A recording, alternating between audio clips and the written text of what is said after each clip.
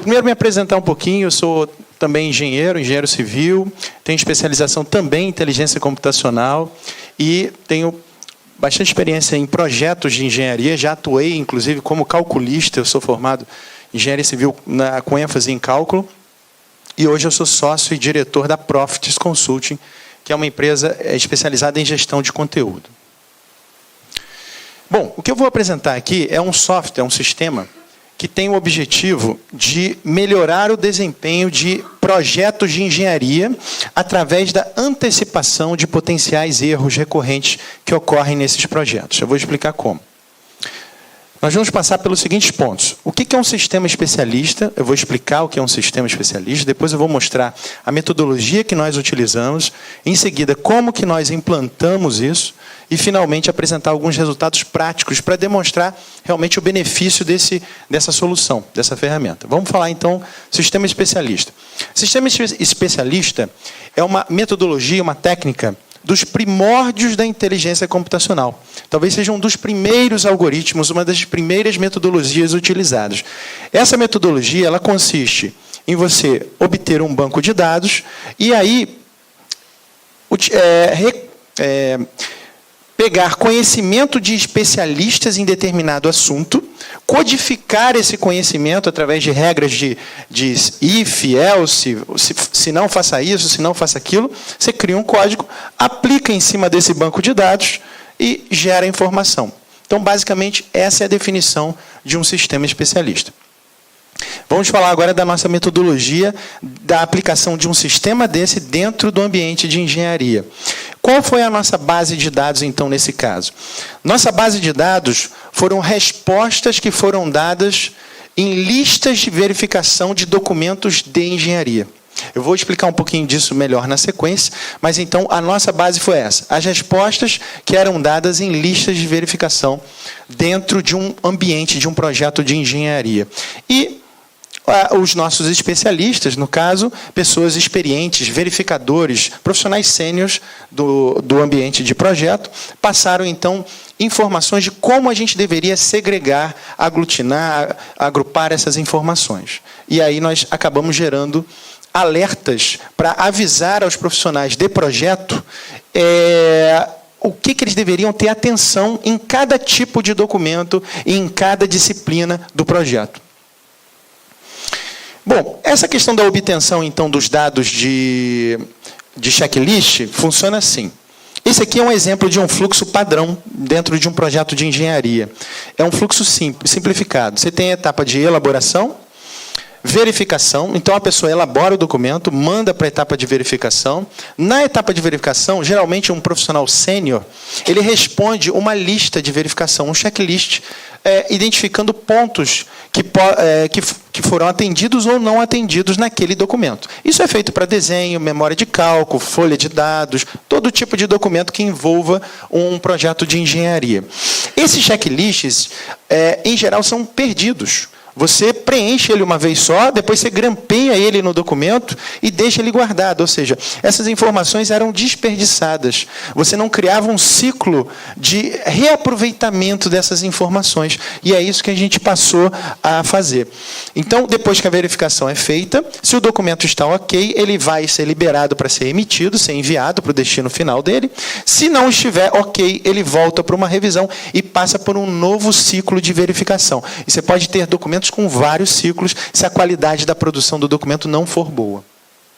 Em relação às regras, nós, conversando com os especialistas, nós identificamos que esses checklists eles precisavam ser agrupados e classificados com base em informações dos profissionais e dos próprios documentos. Então, se o profissional é um sênior, se ele é um júnior, se ele participa da disciplina de civil ou de tubulação, o tipo de erro que ele pode vir a cometer é diferenciado, então os alertas têm que ser diferenciados. A mesma coisa para o tipo de documento. Se for uma memória de cálculo, o tipo de erro é um. Se for um desenho, o tipo de erro já é outro. Então, nós pegamos as respostas desse checklist, aplicamos essas regras de segregação, e aí o que nós fizemos foi começar a apresentar alertas. Antes, o elaborador elabora o documento, antes dele enviar para a etapa de verificação, a própria ferramenta já avisa a esse elaborador quais são os pontos que ele tem que ter uma atenção especial. E, com isso, o documento chega com uma qualidade melhor para a verificação é mais rápida e não precisa voltar o documento para uma revisão. Com isso, você ganha muita agilidade no processo. Uma coisa que a gente descobriu também é o seguinte: se você não tiver dados representativos de uma determinada combinação, você pode ir simplificando, reduzindo essas restrições.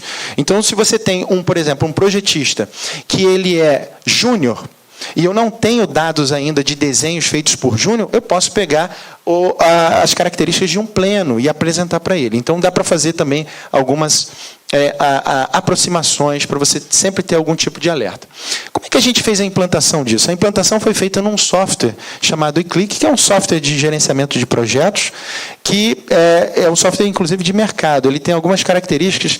Você consegue fazer pesquisa pelo conteúdo de documentos, comparação de versão de documentos, controle de fluxo de documentos, alerta de prazo, lista de verificação, assinaturas também em documentos. É uma plataforma que tem todos esses recursos, além da predição de erro que eu vou mostrar agora. É um software que vem sendo bastante utilizado na área de óleo e gás, né? Temos vários exemplos aqui de utilização, e também ele é composto por outros módulos, além do módulo documentos. Dentro desse sistema, então, nós temos uma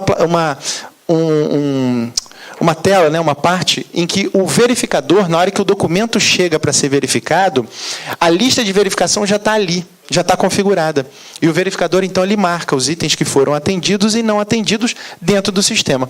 Com isso, a gente passa a gerar, então, a nossa base de conhecimento, a nossa base de dados, que depois vai ser aplicada aquelas regras de classificação para gerar os alertas. E os alertas, então, são apresentados assim, né?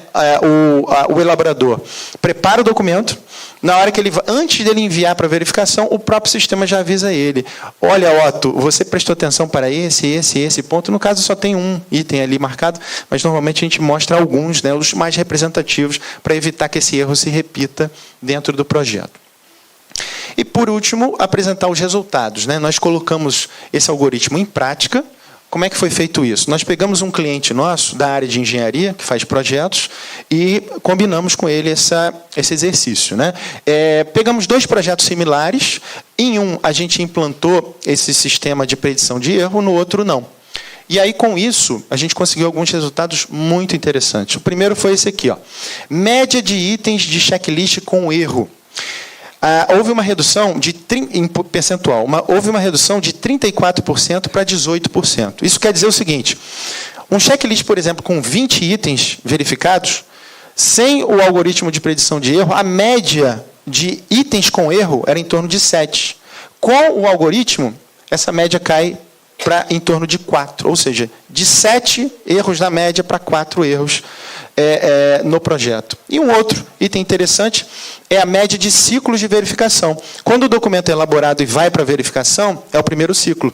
Se ele pega um erro e devolve esse documento para revisão, o documento é revisado e volta para uma nova verificação, é um segundo ciclo. Quanto menos ciclo, quanto menor for a quantidade de ciclos, mais rápido o projeto vai sair, maior a lucratividade do projeto. Então, com base nesses resultados, nós fizemos um cálculo aproximado e identificamos que essa redução de horas com verificação e revisão de documentos, ela correspondeu a uma redução de 6,4% do custo do projeto. Ou seja, aumento de lucro, projeto entregue mais rápido, maior satisfação do cliente. Ok? Bom, meus contatos estão aí. Se precisarem de mais alguma informação, fiquem à vontade. Obrigado. Maravilha, Otto.